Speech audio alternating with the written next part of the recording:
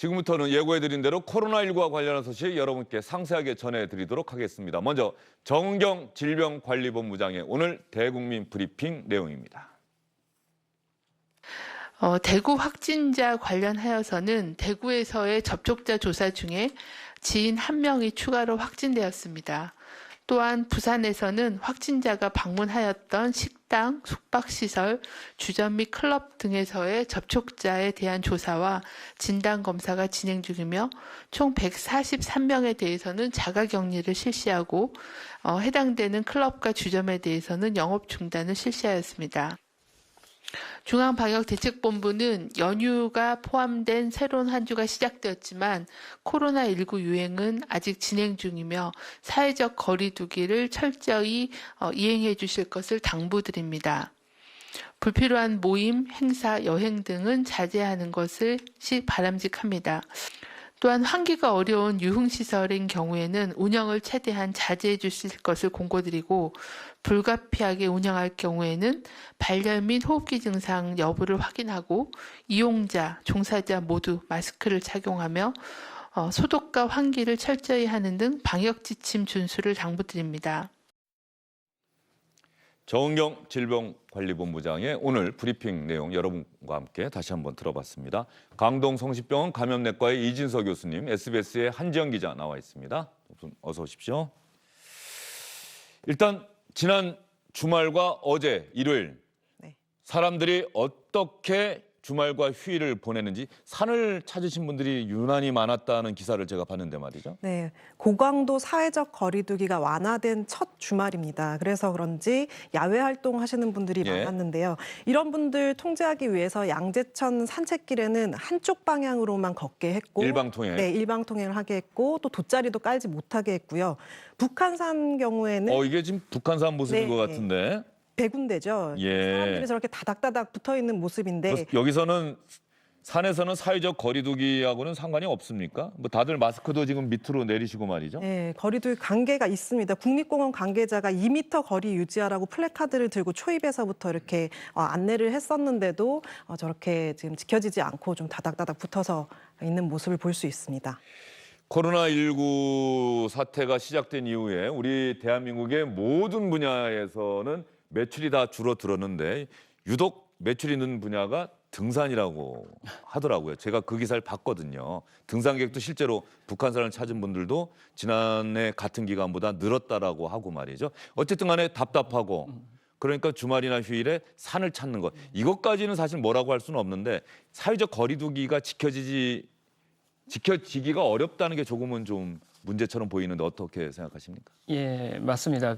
일단은 야외니까 환기가 잘 되고 기본적으로 사람이 없다면은 거리가 유지되고 괜찮겠지. 근데 맞을 수도 있습니다. 맞을 수도 있는데 문제는 이렇게 많은 사람이 몰리는 주말이나 이럴 때는 이게 무너질 수가 있는 거거든요. 그러니까 야외라서 환기가 잘 되고 공기 순환이 잘 되니까 문제가 밀폐된 실내보다는 나은 거는 맞는데요. 이게 결국 다닥다닥 붙여서 긴 시간을 같이 가다 보면은 어느 정도 노출의 위험성이 생기는 거고 또 등산을 하다 보면 아무래도 마스크를 제대로 쓰기가 어려운 경우도 많을 것 같습니다. 그래서 손위생이나 마스크 쓰기 이런 걸 하면서 거리두기를 하는 게 이렇게 사람이 많은 곳에서는 야외라 하더라도 좀 무너질 가능성이 충분히 있어 보입니다. 근데 어쨌든 간에 주말이나 휴일에는 그동안 재택근무 또 학생들도 다 집에서 온라인 수업을 받고 있고요. 이렇게 답답하니까 주말이나 휴일에 산을 찾는 것 이 자체를 뭐라고 할 수는 없는데 다만 거리두기, 개인위생수칙 이런 것들을 좀 지키는데 유념하면서 좀 등산을 해달라 힘들어도. 네, 맞습니다. 이게 그나마 갈 수 있는 곳이 야외고 이렇게 넓은 공간에서 어느 정도 거리를 두고 다닌다면 그래도 좀 숨통을 트일 수 있는 그런 기회가 될 수가 있을 것 같은데요. 근데 문제는 말씀드렸듯이 이런 데 나가다 보니까 너무 이게 밀착이 되고 마스크를 제대로 못 쓰고 손위생을 제대로 못하는 이런 게 수칙이 깨진다면은 그것도 거기서 위험성이 발생을 할 수도 있는 거니까요. 야외 활동을 할 때도 이런 점을 좀 유념을 하면서 하는 게 낫지 않을까 생각을 합니다. 예, 등산을 하게 되면 아무래도 땀도 많이 흘리게 되고 호흡도 가빠지고 그러다가 사회적 거리두기 거리를 지키지 못하게 된다면 자칫 다른 분에게 어떤 뭐 침방울이나 이런 것들이 또 튈 가능성도 있기 때문에 좀 산을 찾으시는 건 좋은데 이런 부분들은 좀 유념하시면서 등산을 하셨으면 좋겠다 이런 생각이 들고요. 고강도 사회적 거리두기가 완화가 됐다. 그러면 어제가 일요일 아닙니까? 네. 교회 다니신 분들은 주일이다 이렇게 지키는 날인데 네. 그러면 그동안 온라인 예배에서 다시 교회에 와서 예배를 실제로 하는 그런 교회들이 많이 늘었습니까? 네, 그런 교회도 많이 늘었고요. 명동 성당 같은 경우도 미사를 재개했는데요. 방역 역시 신경 안 쓸 수가 없겠죠. 네. 그래서 성가를 부를 수 없도록 했고요. 그래서 많은 분들이 그냥 마스크를 쓴 채로 성가를 부르지 않는 모습을 볼 수 있었고요. 아, 네네. 성가 찬송은 안 하기로 네. 명동 성당 같은 경우는 네네, 그렇고요. 또 조계사도 어제 2달 만에 문을 열었습니다. 예. 그래서 평소 400명 넘게 들어가던 곳이지만 어제는 100명까지만 입장이 허용돼서요. 신도들이 그러니까 한 법당 안에 널찍히 1m 정도 거리를 유지하기 위해서 이렇게 널찍히 떨어져 앉아 있는 모습을 볼 수 있었습니다. 예. 교회에서 신천지에서 처음에 대규모 감염이 확인되고 나서 신천지만의 그 특유의 예배 스타일이라고 하나요? 아주 밀집해서 앉아 있고 그다음에 큰 소리로 찬송을 부르는 것. 이것이 결정적인 이유가 아니었느냐 이런 분석이 나왔는데 이제 온라인 예배에서 실제로 교회 건물에서 다시 예배를 드리는 이런 상황으로 지금 전환이 되고 있는 것 같은데 네. 어떻습니까? 이제 좀 안심해도 될까요? 많은 교회에서는 여전히 뭐 미리 추첨해서 예전처럼 아주 많은 분들이 동시에 오는 예배는 안 하고 있는 것 같긴 한데. 우려스러운 점입니다. 그러니까 이제는 환자 수가 줄고 어느 정도 안정이 돼서 교회를 다시 모이기 시작을 하는데요. 이거를 아마 교회들도 다 상황은 잘 알고는 있는 것 같고요. 그래서 처음에 바로 옛날 하던 방식으로 확 돌아가는 건 아니고 간격을 늘리고 뭐 위생을 철저히 하고 이러면서 이거를 유지를 하고 있는 것 같은데요. 말씀드렸듯이 이게 어떤 식으로든 거리두기나 이런 손위생을 충분히 하면서 이렇게 점차적으로 하면서 상황을 좀 봐야 될 것 같습니다. 어차피 열 수밖에 없는 상황이라면은 한꺼번에 예전처럼 밀집된 형식으로 하면 안 될 것 같고요. 이런 식으로 최대한 거리를 두면서 적은 인원으로 해보고 괜찮다면은 그대로 유지를 하든지 아니면 거기서 조금 변화를 주든지 이런 식으로 할 수밖에 없을 것 같습니다. 예, 교회도 그렇고 종교시설도 그렇고요. 이제 관건은 또 많은 분들이 가장 큰 관심을 갖고 있는 부분이 학생들의 등교, 학교에 가서 수업을 하는 오프라인 등교라고 해야겠죠. 오프라인 개학. 이게 언제쯤 과연 가능할 것이냐 이 부분일 텐데 지금 아마 정부도 상당히 고심을 하고 있는 것 같은데 교수님께서는 어떻게 생각하세요? 아예 올 1학기는 포기하는 게 낫겠다 이런 생각하십니까? 아니면 다음 달에라도 부모님들이 좀 부담스러워하시는 그런 분들이 또 많이 있으니 다음 달에라도 조심스럽게 어떤 학교 교육부에서 방안을 찾아내서 그래도 등교를 시키는 게 더 나은 건지. 글쎄요. 그거는 아마 많은 분들이 회의를 계속 하고 있는 걸로 알고 있고요. 뭐 개인적으로 방역의 생각만 하자면은 최대한 늦춰서 아예 1학기를 지나고 건너뛰고 나오면은 더 좋지는 않을까 이런 생각도 해보지만은 현실적인 상황을 다 고려를 해서 이런 것들을 등교를 해야 된다면은 등교를 할 때도 마찬가지로 예전의 방식으로 바로 등교하는 게 아니라 최대한 거리두기를 하면서 조금씩 단계적으로 해보고 그 중간에 어떤 환자가 다시 늘거나 이런 상황이 보이면 다시 완전히 닫아버리는 그런 것도 생각을 해봐야 될 것 같습니다. 싱가포르 같은 네. 경우도 개학을 했다가 갑자기 뭐 학교 때문이라 꼭 단정을 할 수는 없지만 환자가 확실히 느는 상황이 생겼었거든요. 그래서 이거를 단계적으로 순차적으로 개학하는 방안을 지금 생각을 하고 있는 것으로 알고 있습니다. 정부에서 아마도 이 등교 문제와 관련해서 정부에서 발표를 해야 될 것 같은데 고강도 사회적 거리두기에서 좀 완화한 사회적 거리두기가 5월 5일까지 아닙니까? 그러면 이후의 사회적 거리두기는 어떻게 할 것인지와 연관해서 학생들의 등교 문제도 발표를 할 것 같은데 언제쯤 발표가 될까요? 네, 오늘 오전에 정세균 국무총리가 예. 얘기를 했듯이 5월 초에는 교육부에서 이런 발표를 하도록 하겠다 이렇게 얘기를 했었거든요. 저희가 일주일 전쯤 4월 18일에 SBS 8시 뉴스를 통해서 네. 5월 중으로 고3부터 등교하는 방안이 유력하다 이렇게 보도를 한 적이 있는데 정 총리가 밝힌 5월 초는 이번 주말부터 다음 주말까지 그게 5월 초가 되거든요. 제가 여기 들어오기 바로 직전에 네. 교육부와 통화를 했는데 네. 이번 주말까지는 조금 힘들 것 같다라고 하면서 이번 주말에 발표하기가 좀 힘들 것 같다. 네, 이번 주말까지는 힘들고 왜냐하면 이번 주말이 5월 2일, 뭐 5월 예. 3일 이렇게 되니까요. 다음 주 좀 늦게 그러니까 주말까지는 아니더라도 좀 다음 주 좀 늦게나 발표할 가능성이 높다고 전해왔습니다. 어쨌든 다음 주에 발표가 된다고 하더라도 그 발표의 내용은 기본적으로 고3, 중3 학생들 우선적으로 먼저 학교에 등교하도록 하는 뭐 그런 방안입니까? 네, 그런 방법이 되게 유력하고요. 물론 뭐 확진자 수나 코로나19 상황에 따라서 이제 뭐 등교 계약 그 날짜가 달라질 수 있겠지만 이변이 없는 한 뭐 이렇게 5월 5일까지 사회적 거리 두기가 잘 이뤄진다면 5월 중으로 순차적으로 고3, 중3부터 등교가 가능할 것으로 보입니다. 그러면 정세균 국무총리가 교육부에 그런 내용을 지시했다라고 하는데 정세균 총리의 이야기 한번 여러분과 함께 들어보도록 하겠습니다. 생활 속 거리두기 이행과 맞물려 우리 아이들의 등교 개학을 검토하고 있습니다. 아이들의 안전은 그 무엇과도 타협할 수 없지만 그렇다고 기약 없는 코로나19의 종식을 기다리면서 학생들을 계속 집에만 묶어둘 수는 없는 노릇입니다. 교육부에서는 늦어도 5월 초에는 등교 개학 시기와 방법을 국민 여러분께 알려드릴 수 있도록 제반 절차를 진행해 주시기 바랍니다. 특히 입시를 앞둔 고3, 중3 학생들을 우선 고려하여 이들부터 순차적으로 등교시키는 방안에 대해 집중적으로 의견을 수렴해 주실 것을 당부드립니다. 고3, 중3 학생들을 우선적으로 등교시킨다. 그러면 이런 방안이 가능할 것 같아요. 한 반이 30명, 40명 정도였다, 30명 정도였다 그러면은 그 학생들 또 절반으로 나눠서 다른 교실은 비어 있을 테니까 이렇게 나눠서 동시에 수업을 진행하는 방식도 가능할 것 같은데 어떻게 보십니까? 네, 실제로 그런 식의 방식을 예전부터 고민을 해왔고요. 그래서 이게 순차적으로 하고 반을 나누고 등교 인원이 늘어나면은 오전반, 오후반을 하고 이런 것까지 아마 지금 생각은 하고 있습니다. 그래서 이게 학교라는 곳의 특성상 밀집돼서 같이 생활하고 같이 수업 듣고 말을 굉장히 많이 하고 이럴 수가 있는 상황이라서요. 어떻게든 최대한 거리를 벌리려고 지금 노력을 하는 중이고요. 그리고 그 안에서 생활하는 학생들이 손위생을 계속 잘하고 마스크를 계속 필요한 순간에 잘 쓰고 이런 것들을 계속 교육을 하면서 조심스럽게 굉장히 접근을 해가야 될 것 같습니다. 늘 드는 생각 중에 하나가 말이죠. 한지영 기자, 이 부분 혹시 교육부에서 어떻게 생각하고 있는지 모르겠어요.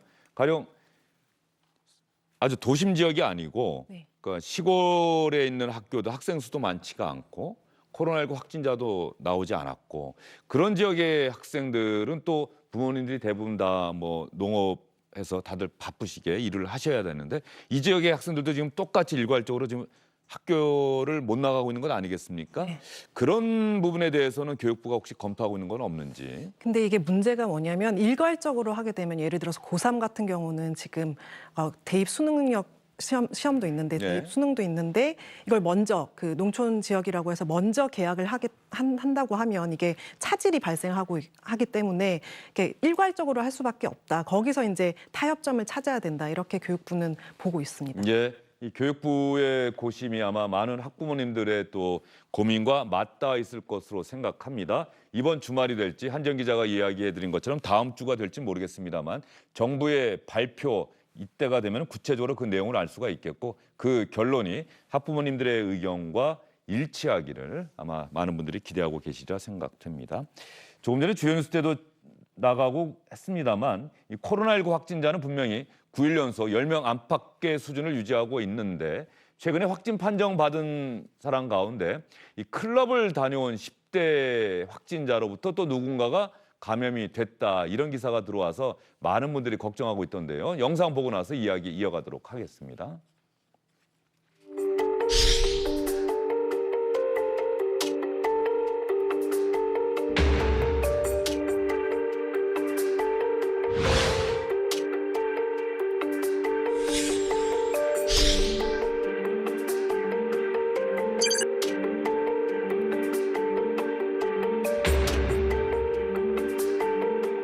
밀폐되고 밀집된 클럽이나 주점 등 유흥시설 이용이 늘고 있고 슈퍼전파 사건으로 증폭될 수 있는 그런 장소임을 다시 한번 상기하고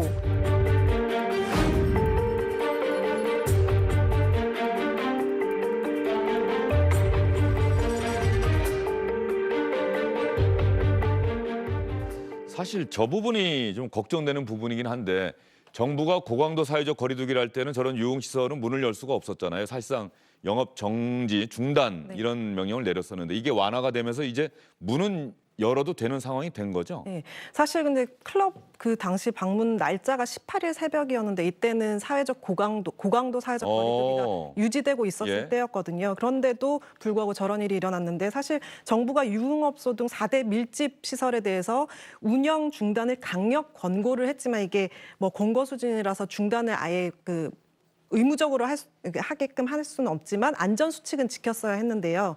방역 당국이 지금 뭐 CCTV 등을 살펴볼 겁니다. 근데 클럽을 방문한 사람들이 마스크를 꼈는지 안 꼈는지 이제 그거를 살펴볼 거고요. 그다음에 안전 수칙 등을 해냈는지를 볼 텐데요. 이를 어겼다면 이제 앞으로는 폐쇄 조치 같은 그런 행정 명령을 강한 행정 명령을 이렇게 내릴 수가 폐쇄 있고요. 조치가 내려질 뿐 아니라 이 확진 판정받은 분 검사 비용, 치료 비용 이런 것까지 다 내야 되는 것 아닙니까? 네, 그렇게 해서 방역 지침을 어겨서 확진자가 나오게 되면 그 유흥시설에 대해서 구상권을 청구하는 방법을 검토하는 등 강력 조치를 내릴 예정입니다. 어떤 면에서 보면은 이런 유흥시설 많은 사람들이 찾아서 밀집된 공간에서 밀폐된 공간에서 밀집해 있는 상태에서 뭔가 하는 이런 유흥시설 같은 경우는 가장 걱정되는 부분이긴 한데 우리가 또 민주주의 국가다 보니까는 영업을 강제로 중단시킬 수는 없고 말이죠. 결과적으로 사람들의 자율성 여기에 지금 달려있는 문제가 아닌가 싶긴 한데.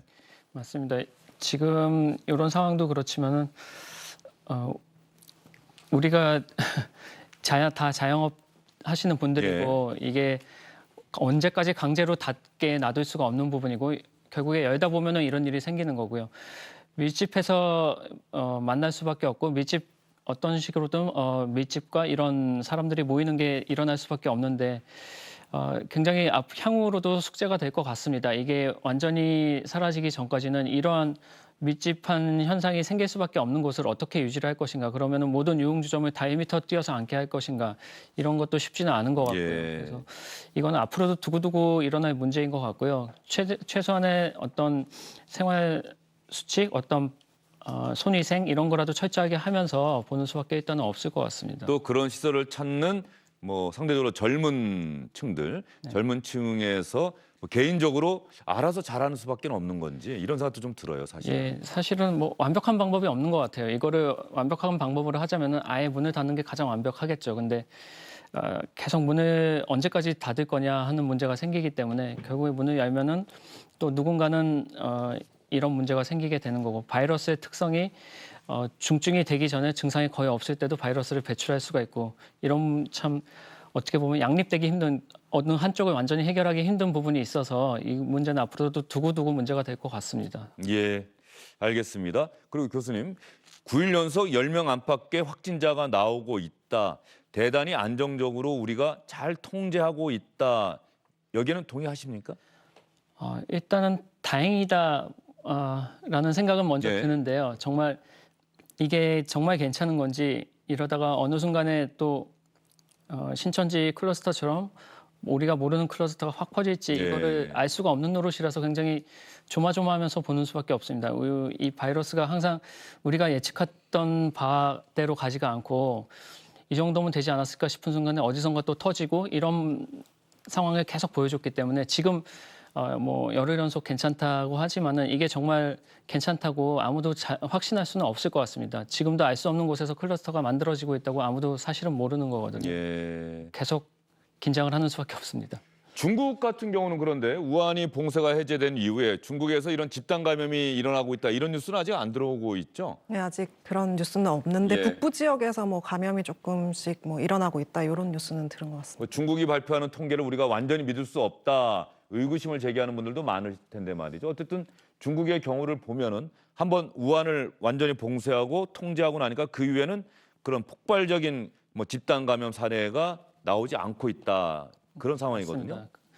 중국의 사례로 보면은 중국도 어느 정도 안정이 된다면은 그렇게 다른 나라에서 생기듯이 그런 많은 환자 발생은 생기지는 않고 있거든요. 그래서 중국의 사태를 보면서 우리도 좀 이제 더 이상 큰 클러스터는 안 생기지 않을까 하고 바라보는 시선이 분명히 있고 그것도 예. 사실일 수도 있습니다. 근데 말씀드렸듯이 지금 일단 기본적으로 우리가 면역력이 다들 없는 상태에서 새로운 바이러스가 인류에게 들어왔다는 게 일단 제 팩트이기 때문에 이 상황이라면 언제 어디서 바이러스가 퍼져서 많이 생겨도 이상하지는 않습니다. 근데 이게 조금 기다리면 이만큼 이 시점에서 확 퍼질 거다 아니면 여기까지는 괜찮을 거다 이거를 아무도 예측을 할 수가 없고요. 저도 잘 모르겠고 이거를 결국에 최대한 주의를 하고 조심을 하면서 지켜보는 수밖에 없는 그런 상황인 것 같습니다. 예, 알겠습니다. 이 전문가 우리 교수님도 사실은 확실하게 우리는 이제 안심해도 되는 상황입니다라고 얘기할 수 없는 이 상황이 안타까운 거죠.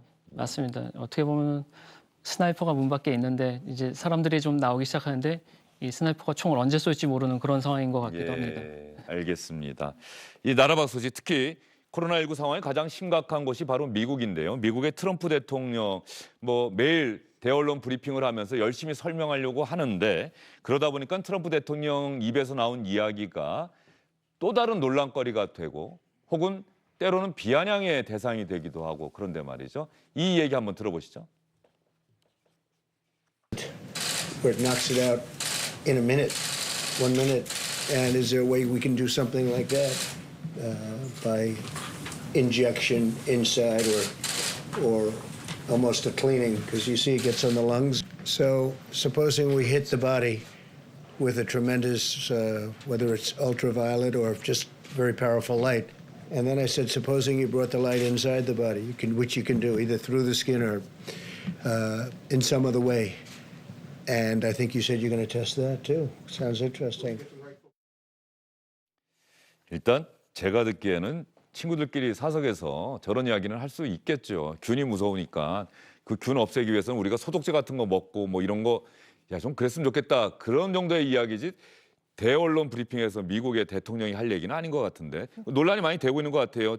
메릴랜드 주지사 같은 경우도 트럼프 대통령을 비난은 했던데. 네, 그렇습니다. 사실 손세정제 없으면 락스 희석시켜서 쓰라 이런 얘기가 있는데 그런 방법이 있는데 말 그대로 락스를 몸에 주입시켜보자 이런 얘기를 한 거나 다름이 없습니다.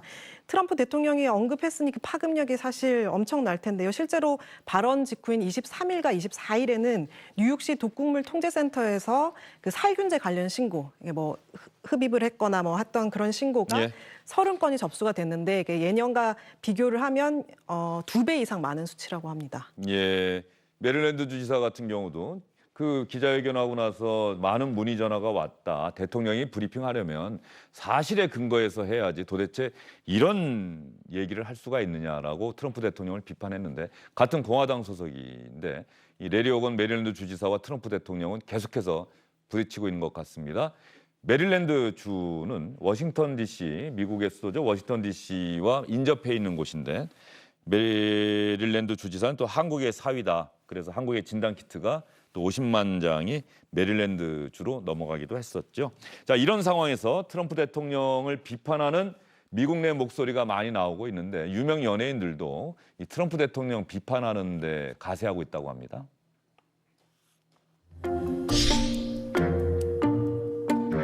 Good evening. I'm Dr. Anthony Fauci. First, I'd like to...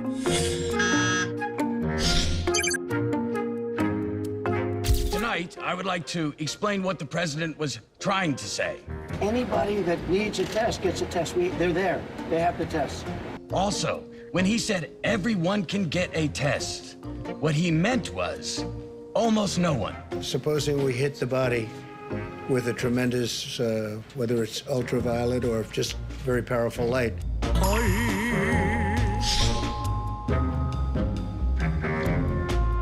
And to the real Dr. Fauci, thank you for your calm and your clarity in this unnerving time.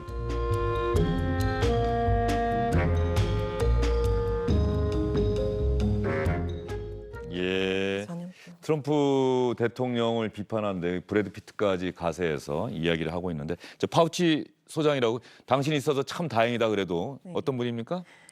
지금 미국에서 코로나19 대응으로 지금 스타로 떠오른 국립 알레르기 전염병 연구소 소장입니다. 파우치 소장이 SNL 이 방송이 나가기 전에 어떤 언론 인터뷰에서 누가 어떤 사람이 SNL에서 당신 역할을 좀 했으면 좋겠냐라고 했을 때 브래드 피트가 했으면 좋겠다라고 예. 콕 집어서 얘기를 했는데 이게 지금 실제 상황이 된 겁니다. 알겠습니다. 파우치 소장이 있어도 다행이다. 그리고 우리 많은 국민들은 우리 질병관리본부 방역당국에서 일하시는 분들 특히 정경 본부장으로 상징되는데 그래도 참 믿을만하다. 그리고 정경 본부장 같은 분들이 있어서 우리가 믿는다. 의료진 또 그런 이야기도 많이 있지 않습니까? 예, 맞습니다. 정은경 선생님 굉장히 열심히 해주시고 잘해주고 계셔서 저희가 다 굉장히 신뢰가 높은 상황이고요. 미국 같은 경우도 파우치 소장 같은 분도 사실 뭐 이번 사태가 아니더라도 원래 굉장한 분입니다. 예. 국가학 교과서, 뭐 감염학 교과서의 주요 집필자이시고요. 사실 뭐 아는 분들은 다 이미 굉장한 분이라고 알고는 있었는데 이렇게 파우치 박사나 정은경 본부장님 같이 어떤 전문가, 전문적인 지식, 배경 지식에 기반한 전문적인 판단 이런 것들이 국민들이 보기에도 굉장히 신뢰가 가고 어떤 믿음이 가고 우리에게 도움이 된다는 것을 다 알고 있는 것 같습니다. 예, 이런 때일수록 전문가의 의견을 신뢰하고 존중해주고 그분들이 이 상황을 주도적으로 헤쳐나갈 수 있도록 해주는 것 그것이 가장 중요하지 않을까 싶습니다. 두 분간 여기서 인사드리겠습니다. 수고 많으셨습니다.